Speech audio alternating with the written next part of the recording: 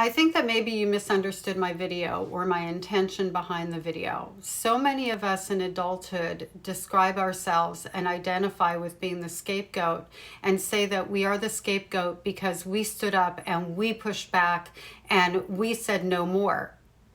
The truth of the matter is we were the scapegoat from the very beginning, before we could identify the family bullshit, as you put it.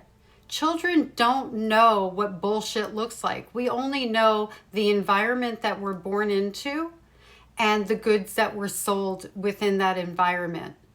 A parent who is narcissistic, the way that they define their children is the way that the family, the narcissistic family system, will also define their children, because that parent is creating a narrative, a smear campaign. And that parent is the one who determines which child is going to be the scapegoat.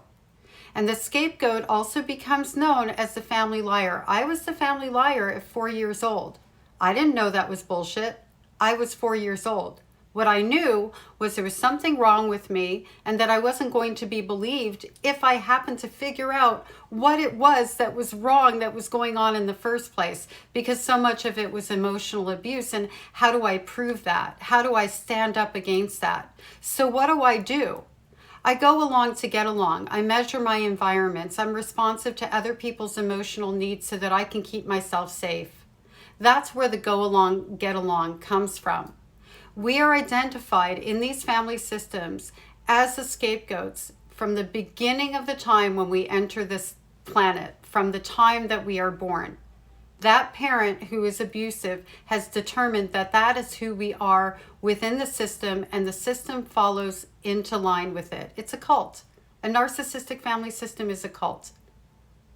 When we grow up and we walk away from the bullshit, we're still known as the same thing we always were, the scapegoat. And that's on them, not on us. So that was the intention behind the video, to make sure that people understand that we were identified as the scapegoat through no action or fault of our own. And that includes standing up and going, we're not going to take it anymore.